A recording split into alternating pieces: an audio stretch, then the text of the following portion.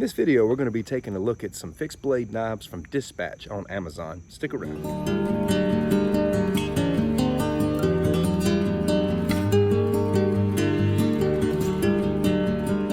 Thanks so much for clicking on the video, my friend. I hope you find this content resourceful and informative. Let's get started. In this video, we're going to be taking a look at these two tactical fixed blade knives. They're almost identical, just a different color handle.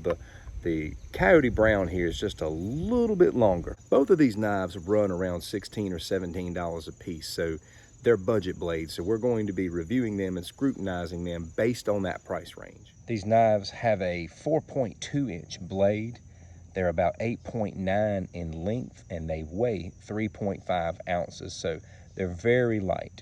I want to let you get a look at the blade thickness here. I want to say these are about 2 millimeters thick, so not very thick. There may not even be that much, but here's the thickness. This is the sheath that it comes with, just a very basic plastic sheath, nothing elaborate. Just hooks in and can attach to your belt. Now, this does not attach to the belt very tightly. When you pull the blade, it will pull the sheath with it as well. This is going to be one of those where you just want to do a simple thumb deployment. This is not going to be one where you can yank the blade, because I've tried several different kinds of belts and I'm still pulling the sheath along with the blade when I just try to jerk the blade, so that's important to know as well. These blades kind of remind me of the Gerber Strong Arm. Of course, a budget version of the Gerber Strong Arm. The real Gerber Strong Arm is actually a full tang knife.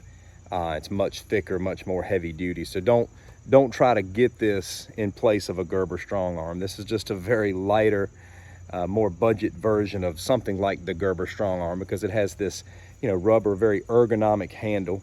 If you have a very large hand, your hand will engulf this handle. I'm a medium glove, and it feels really good in my hand, but if you have a larger hand, your hand might swallow this hole. If you have like an XL glove, you might find this handle to be too small. Feels pretty good to me.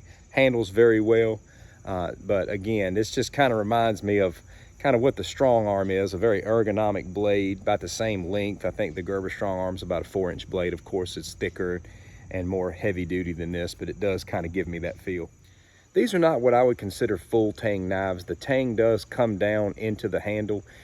If you've ever broken down a Recon Tanto from Cold Steel, or maybe an SRK from Cold Steel, what you discover is that the tang represents about half the width of the blade, and it just kind of goes down through the handle, and I think these go down about halfway. So this is not what I would consider full tang. Most definitely fixed blade, and I think it's down in the handle, solid enough to keep the blade secure, but I think the tang only comes down about halfway, and it's about the half the width of the handle here. These do come very sharp out of the box, and most definitely hair shaving sharp there. It's taking the hair right off my arm, so definitely hair shaving and paper sharp. I want to do a little bit of batoning and feather sticking with these, just to kind of see what kind of a feel they have. I'm just going to use this green one here, and I'm going to baton through this tree first.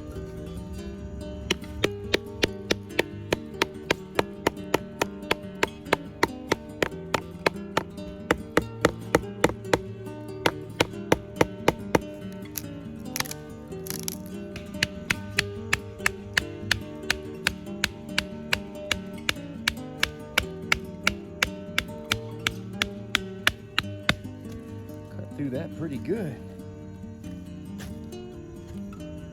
It's very sharp.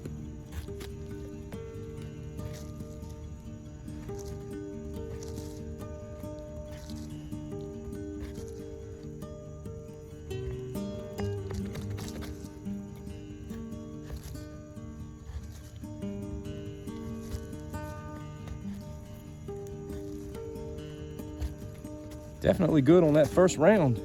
All right, let's check this tip here.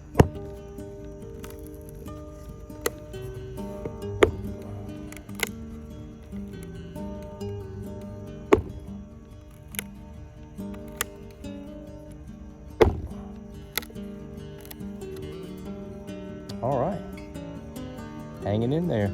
These knives are not made for throwing, but you know me, I gotta throw a knife. These are very close in weight to a Smith & Wesson throwing knife, so I'm sure it can be done.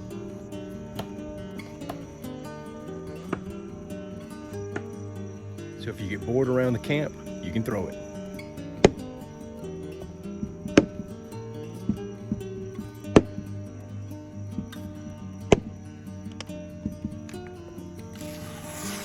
Still paper sharp after the testing. Edge seems like it's holding up very well. Tip and edge, and I think for any reasonable task, this will do a good job for you. It's light, and maybe you're looking for something that's a little bit lighter. You know, people are not always looking to carry around, you know, heavy blades. Something like this is very light to throw in the pack. Maybe you want to throw like a backup blade in your pack. Well, this is not going to take up much room, and it's not going to weigh a lot.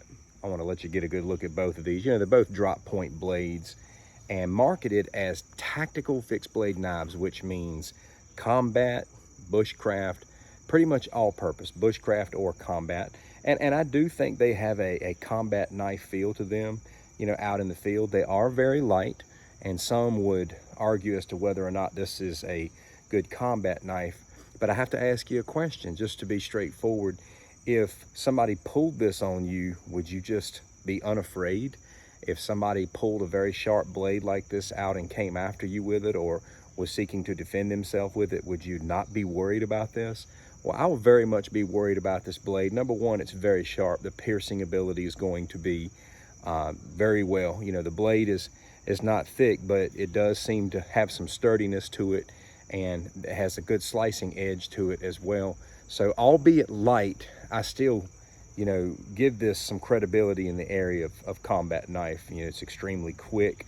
Like I said, it's just a lighter version of your Gerber Strong Arm, which I think could be a great combat knife. I like to give a knife a fair review based on its price point. This knife is $17, and it'll do whatever you need it to do around the camp. And of course, you could defend yourself with this blade. You could defend yourself with much less blade. I think that every edged weapon is effective in combat. If you judge this knife based on its price point, I think you'll be pleased with what it is. I just like holding it. I like the way the knife looks and feels. For $16, $17, I think it's great.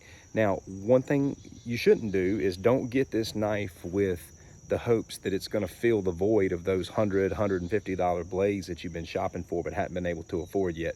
Don't compare it to that. That's not an apples to apples comparison. Get this knife for what it is, and I think you'll be pleased with it. You know, out of 350 plus reviews, these blades get about a 4.5 out of 5. That's a pretty good rating based on that many reviews, and I think the people who probably give it a bad review expect it to be something more than what it's meant to be. One thing cool about budget blades is that they're cheap enough to buy, you know, 2 of them. You can buy multiple colors. You could buy both of these colors for, you know, just a little over 30 bucks and use the heck out of one and have another one available. I'm pleased with what they are for the price point. I hope you found this review helpful. Thank you so much for watching. I'd love to hear from you in the comments. Take care.